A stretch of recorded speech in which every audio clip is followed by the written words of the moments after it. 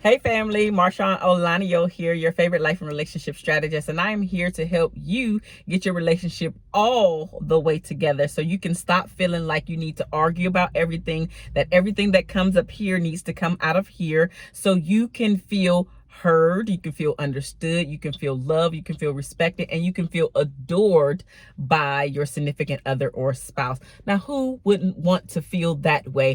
When you come here to MarshaunO, you are becoming a part of the 1% of people that look at their relationships completely different, that are attaining the type of relationship that only people that you know of can be envious of. Not that you're doing that on purpose, but that is just a byproduct of what's going to happen when you come here to MarshaunO and start to implement some of the things that you learn here. So today we're going to be talking about the 10 skills that you must master before and after entering into a relationship. Yes, before and after, because a lot of people that are in relationships have not mastered these steps. And there are so many other people that are still searching, that are still looking for relationships that have not mastered these 10 skills. So if you can master these 10 skills, then you can and will become a part of the 1% of people that have extraordinary, beautiful relationships. So the very first thing that we're going to jump into is to love your alone time. I remember when I had first gotten my divorce. And I remember I did not like being alone. And a lot of that had to do with the fact that, number one, I was brought up in a large family. I come from a family of 7 children, and then the parents were there, right? And then there were also other kids there. So I come from a large family. And then not only that, I was always around my family, including my extended family, my first cousins, my aunts and uncles. We always were together. At the age of 18, I decided to leave. I went to the United States Navy, and I was always around people because I was actually stationed on a ship, an oiler to be specific, for my Navy people out there. Okay, so then I was always around people, and then I met and married my first husband at the age of 21. Yes, I'm giving you a timeline because I need for you to understand why I never wanted to be alone, because I was always around people my entire life. And so even at the age of 21, I married my first husband. We were always together. And so until the age of 27. So for 27 years, I was around somebody all the time. So after my divorce, it was a new world. And I was always leaving my apartment because I was there by myself. I don't like roommates because I like my own thing. So I had to deal with living alone. And I hated that alone time. I hated it because then the stuff that I did not want to deal with would surface. Or I was thinking about some crazy stuff, like something was going to happen to me because I'm here by myself and my neighbors are watching me and they know that I'm a single woman, and is something going to happen? So I just hated being alone. I hated the thoughts that were coming up. I hated having to sit with myself by myself. Can I get a witness? Like, tell me down in the comment section below, did you resonate with any of that? Not necessarily my entire story, but just you not liking to be alone when the stuff that comes up out of your head, and then you have to deal with that stuff. So I would rather, at the time, have been out and about with my friends or hanging out with somebody, but not at my place. My place was for me to get dressed, take a shower, shower, leave, and then return when it was time to sleep. So my place was really a place to sleep, not really to deal with the stuff. So that's the first thing. Love your alone time. After a while, I did, but in the beginning, I did not. I hated my alone time. Let me know. Who can attest to that? I know that I'm not alone here, hating your alone time and the junk that comes up. Number 2, being able to manage your stress and not be able to not take it out on your partner, not take it out on your significant other, not take it out on your children because you're pissed off, and now your loved ones, the people that are closest to you, end up getting all of your junk. They end up getting all of your attitude. They end up getting all of the huffs and puffs and the mean stuff that you really wanted to say to other people, but now it's coming out to the people that love you the most. So find ways to manage your stress. A lot of times people go and exercise. So if you need to go and exercise before you make it back to the house, so you don't take your stress out on your family, then do that.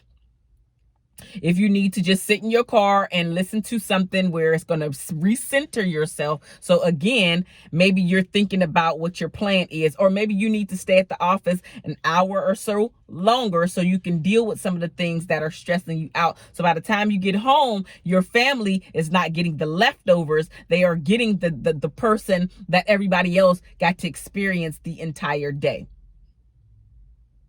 You do not want to continue or ever give your family the leftover energy that you have, because the entire day has sucked you dry. Find a way to recenter yourself. Find a way to deal with your stress. Number 3, raise your self-awareness. Yes, if you know the things that piss you off, your triggers, then you can figure out how to stop these things from triggering you. Go deeper. Why are these things triggering you? Why, when your man said this triggered you? Why, when you felt like your woman disrespected you, instead of you having a conversation to say, hey babe, I don't like when you do this and here is why, that she has to try to figure out why you getting so pissed off like that. Listen, we have to be able to communicate. And I know I say that a lot, but seriously, we really have to learn how to communicate and get our feelings out there, get what we need to get out there so our significant other can understand us. So he or she doesn't have to keep repeating the same stuff, keep doing the same thing over and over again, but not knowing the why behind why this pisses you off so much. Raise your self-awareness. Number 4, to be unapologetically yourself. If you feel that you are around someone and you feel like you're always changing, you're like a chameleon when this person comes around, and you change to who they are and what they want you to be, how they want you to be, you are not being yourself unapologetically. You're not even being yourself, period. You're being something that you think he or she wants you to be so you can feel accepted. Well, here's the thing, ladies and gentlemen. If you just continue to be you, then your tribe, your people, your even your potential spouse will show up and actually accept you for who you are. But you have to learn how to just be you. Like, for real, be you. Like the real you. I'm talking about where the mask is off so your people can find you, including your mate. Like, your mask is completely off. Doing those things that nobody would really like for you to do, like those irritating things like farting. Yeah, that can be irritating, but is that you being you? Like you sitting there picking your teeth. I'm not saying that any of this stuff has to be nice or that you have to like it, but you still have to be yourself. I think I told you guys, no, I know I told you guys one time before, at least, that one guy, and it stands out to me because it's just so crazy, and I just did it right there. What I'm speaking about is one guy actually told me that he did not want to date me because I laugh too much. But that's me being unapologetically myself. And there was no way in hell that I was changing that because I didn't want to. Why should I have to change me laughing? Because that's gonna be suitable for you. That's gonna help you feel more comfortable. Well, that's not right for me. So guess what? He didn't last, or I should say we didn't last, and I still laugh as much as I need to today. And even my husband sometimes would be like, you laugh too much. But again, he's my husband, but it still doesn't change the fact that I'm being me. He has his opinion, cool, fine, but I'm still going to do and be me. So yes, I still laugh a whole lot. I am unapologetically myself. Number 5,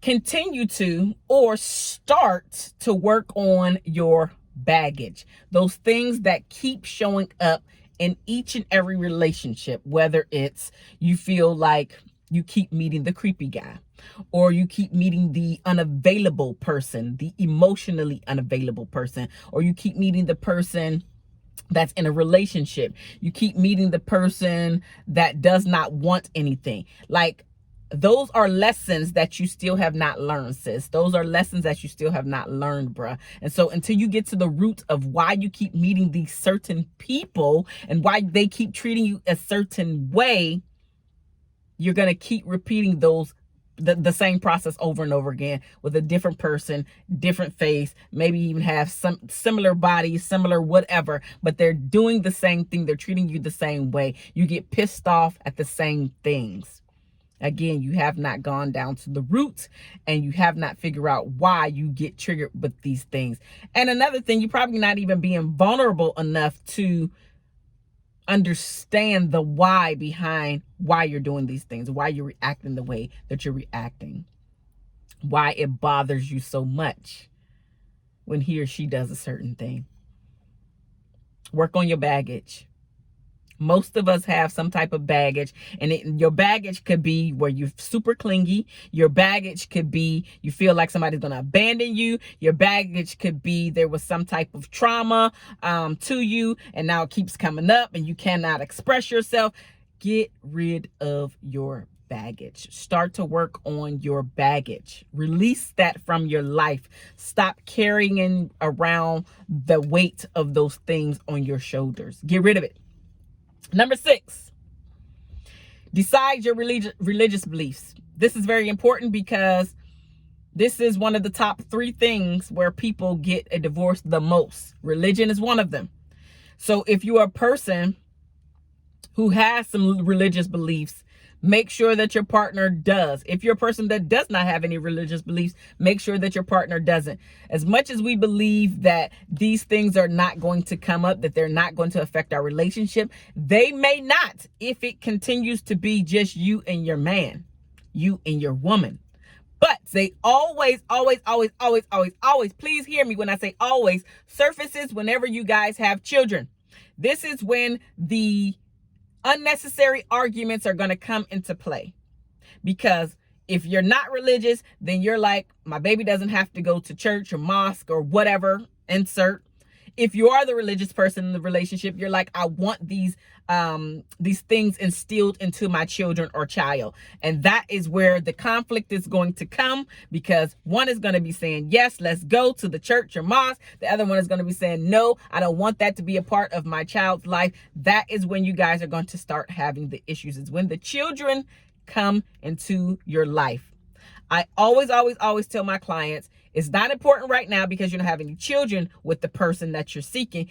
But if you know that this is something that you need in your life, however that may be, whatever you're doing. I was actually just talking to a gentleman client the other day, and he didn't realize how significantly important his religious beliefs were to be able to bring to the relationship. So he doesn't want a traditional Christianity, let's go to the church type of religion in his life. He wants it to be different, where he's able to express himself to God, but not necessarily instill the actual church way of doing things. He wants to be able to beat his drums or whatever. So long story short, the point is he didn't realize how important this was to him. And so now I'm making sure that he understands that the next woman that you seek out needs to have the same foundational beliefs of religion that you have, because otherwise you're going to be unhappy.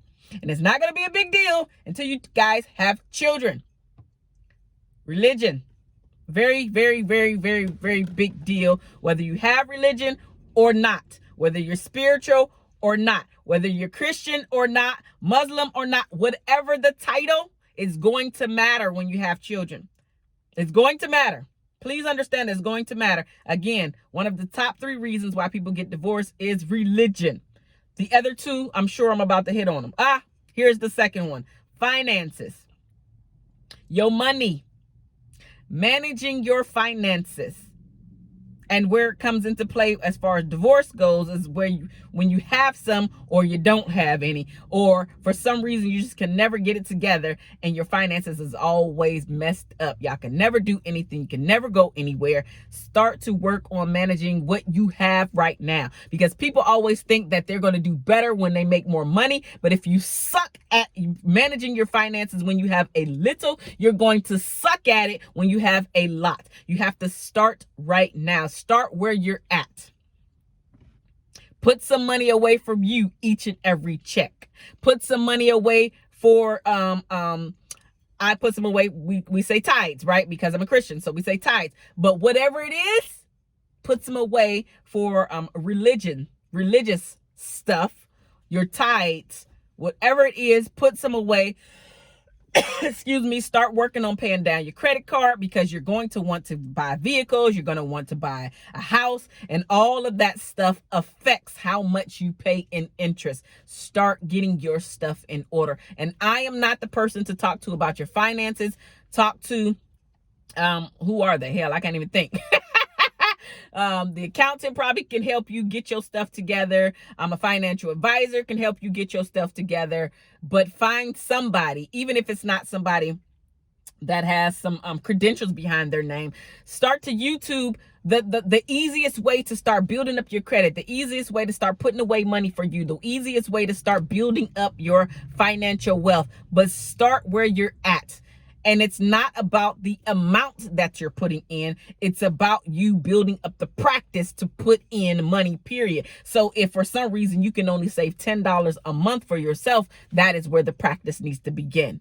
If you can only save $10 to give away to charity, or to give away to your church or your mosque, whatever, then do that. Again, the point is not the amount of money. It is the practice of putting these things away. You need to start managing your finances now before you get into a relationship. That way, if for some reason you have to be the teacher once you get into the relationship, it's going to be a lot easier. But if both of you suck at your finances, you're never going to be able to attain the things that you want to attain in life.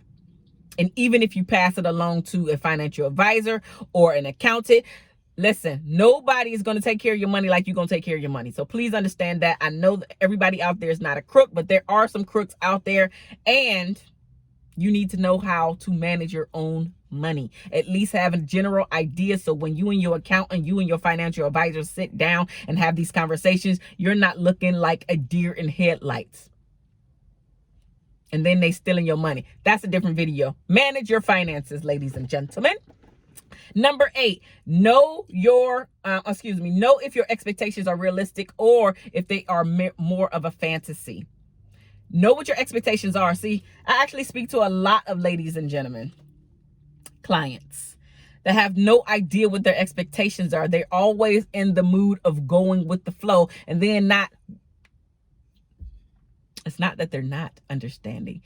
They don't understand. They don't realize that the reason, that's what it is. They don't realize that the reason that they're not receiving the things that they want is because they've never verbalized them, but they also didn't realize that they were expectations in the beginning. So when things fall by the wayside, they're like, what the hell? I'm not receiving X, Y, and Z.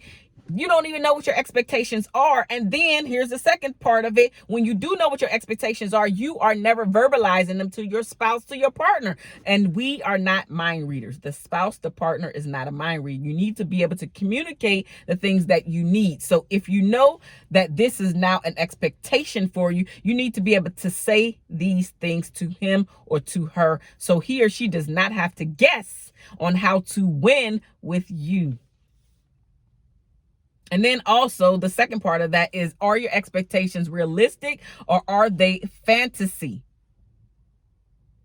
And even your fantasy can actually be realistic. It depends on the partner that you choose or that chooses you, and then also you two communicating about it. Because maybe they can bring your fantasy to life. Maybe they can. Number 9. Learning how to share or compromise. Because some people are just super, super selfish. And maybe because you've been alone for so long that you are the selfish person. You are the selfish spouse. You think that everything is supposed to go your way no matter what. You're supposed to get everything because you want it. That's just not the way life works out. You don't get it just because you want it every single time. Not every single time. Like, where do I win when I'm in a relationship with a selfish person? Where does your spouse, where does your partner win if you are the selfish one and they're in a relationship with you? They don't. They're always sacrificing when they're in a relationship with you. So you need to learn how to go back to the time that you were in kindergarten and having to learn how to share if you didn't grow up in a big family like I did. If you were the only child, if you were the selfish one, if you were the one that always got babied, if you were the one that always got every single solitary thing that they wanted, that they needed, that's not the way life works. You don't get it just because. You don't get it because you're the baby. You don't get it because you're the eldest. You don't get it just because. Work on how to share. Work on your compromising, because you probably suck at it. A lot of people suck at compromising. A lot of people suck at sharing. Work on it. It's not going to kill you. It's actually going to deepen your relationship. It's going to deepen the connection. It's going to keep you two together longer. Number 10, managing your time to fit someone into your life. A lot of people want relationships. A lot of people want to get to the marriage state, but they have no idea how to actually fit this person into their current life. You have not made room for this person to come and occupy the space right next to you, in your bed, and hell, even in your vehicle. You're able to do it in spurts, but you're talking about you want the marriage, but you're always out and about doing stuff. You're never working on the relationship. You're never working on spending the quality time with the person, but you want all of the accolades that come from being in a marriage, from being in a healthy relationship. How much time do you actually have? And that's actually going to be my next video. How much time do you actually have to give to building a relationship? I love you guys. Let's be a part of the 1% here at MarshaunO. I can dig it. Can you dig it? Let me know down in the comment section below. I love you guys, and there's nothing that you can do about it. I will see you in the next video. Deuces, y'all.